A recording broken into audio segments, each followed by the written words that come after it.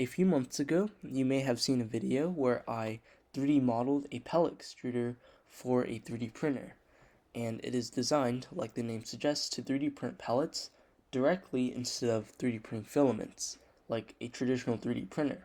Creating this is a little bit difficult because you have to heat it up to a certain temperature, so you can't 3D print the auger and the barrel with plastic because it'll just melt once you heat it up. So I needed a way to manufacture this with metal. And instead of using a CNC machine or a lathe to create the complex geometry, because that would end up being too expensive, I looked towards SLM 3D printing. And I reached out to PCBWay, which is the sponsor of today's video, to manufacture an SLM 3D printed auger for me. Now, let's explore this topic a little bit more. Alright, so these are some samples that PCBWay sent over.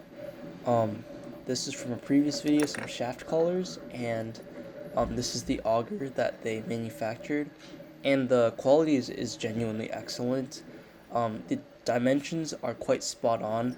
With the auger, I received a little bit of, I don't want to call it over extrusion, but the tolerance was, the size was a little bit too big, but it still is pretty spot on to the geometry.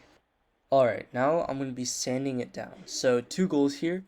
Remove the excess material because I need to fit this end into the shaft collar, and also I want to try to give it the best shine I can. So I'm basically using a pretty standard sanding protocol, which is starting with very coarse grit and then moving up to finer and finer grit. I'm starting from 150 coarse, or 150 up to around 2000, so it should be good. I don't have a really good setup here. I should have probably like clamped it down or something like that.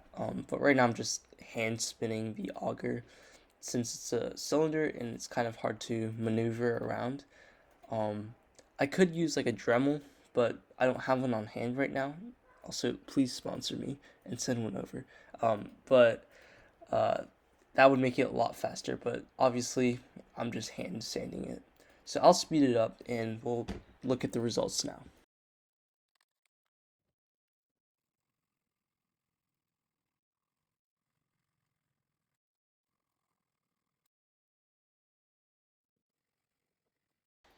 Okay, so I have pretty much finished the sanding process, and you can see it's actually pretty good. I sanded only the end. The auger part of it isn't super sanded down, and now I can actually use some effort and fit it into the shaft collar. So the shaft collar is cheap and it's actually undersized, and my auger was oversized. So now we can put it together. And now let's go back to the results. You can see that the part where I sanded is actually quite shiny, and the shaft collars, which I hadn't sanded, are rather rough. You can see that it's evidently more reflective, the part where I sanded, and it's actually really smooth to the touch. I know you probably can't feel it through the screen, but when I felt it, it was really smooth. So after further inspection, I could see some blemishes on my sanding, and I don't know if that's just because I'm just an amateur maker. So I went online, and other people have sanded their SLM prints as well. And if you zoom in really closely, if you can find this exact post and pull it up, there are some blemishes on the polished product as well. And this is probably just due to the manufacturing. But it's really interesting that you can polish down a really rough SLM print to look very professional. Alright, so recently I got a microscope, and it's pretty cheap, $20 at most. I'll put a link in the description, and basically it zooms in on parts very well, and you can capture some really fine details that are invisible to the naked eye. So right now I'm holding up some tweezers and just a demonstration, and this is an FDM 3D print with approximately 0.2 millimeter layer height, and under the microscope you can see the layers very clearly. This is just very helpful for seeing details that may be hard to capture alone without any tools. Yeah, so you can see the scale of the layers, which are pretty big. even though you can't really see them very well. Alright, so now let's take a look at the SLM 3D print under the microscope. And the first thing is obviously you need to adjust it so that it's focused, and you can see that it's actually rather rough. And it is rough to the touch if you feel it in SLM 3D print in person, but it simply looks matte under the naked eye. But under the microscope, you can see a very, very obvious grainy texture. And you can see some really highs and lows, like the peaks, and there are some reflective spots, like you can see the white dots. But otherwise, you can see that the geometry is pretty spot on, even though there are some areas that, like the corners aren't perfectly clean. So you can sort of see that there are some imperfections, but overall it's pretty good. And you can see like this little area, it's not perfectly flat, whereas it should have been. But I guess that's just a manufacturing tolerance issue. And now let's look at the area where I sanded as well as the shaft color. So under the naked eye, the shaft color is perfectly smooth. But under the microscope, you can see that there are actually some lines. And this is probably because it was CNC machined, I would assume. And those lines are from that process. And if we look at our sanded part, under the microscope, you can see there's a lot of like scratches. To the touch, this sanded part feels perfectly smooth, just as smooth as any other piece of metal. But you can see that there's a lot of imperfections. And I think this may be due to the porosity of SLM 3D printing processes, meaning because of the laser and how the manufacturing works, there's going to be little pores making the entire structure slightly uneven compared to like a solid block of aluminum, for example. So this is real interesting. Alright, so in this last little bit, let's talk about applications of SLM 3D printing. So you saw my two examples, a shaft color and also an auger, but the applications are pretty much endless. The most common application are like ducts and turbines, since they need to withstand high temps, for example in F1 cars and aerospace, but you can also create anything, for example custom motor mounts. Here's a great example from Roet 4.0's YouTube channel, and let's see how he uses traditional manufacturing with SLM 3D printing.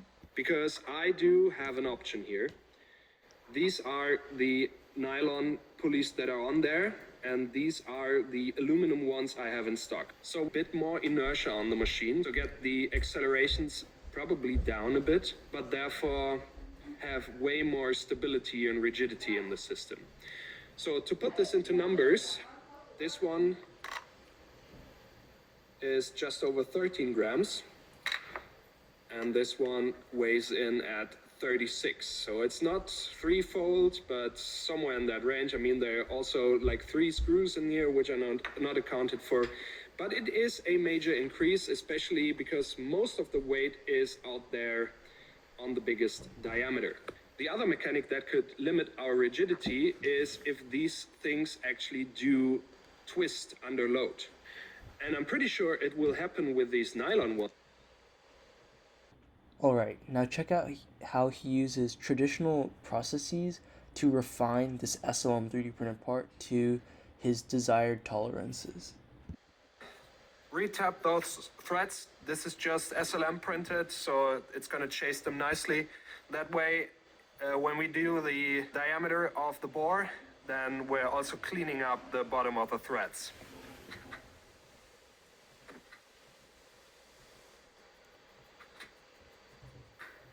Okay, operation 2. I put them into some soft jaws, and we're going to use this 8H7 reamer to get the center hole to match the motor shaft.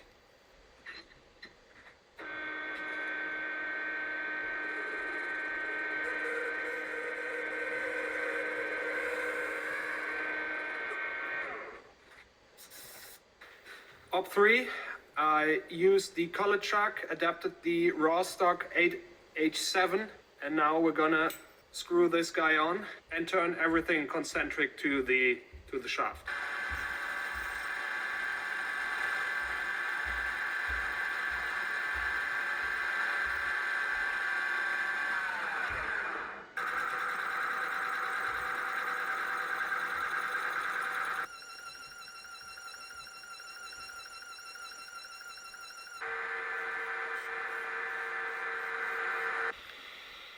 and Operation 4, mount them on the machine.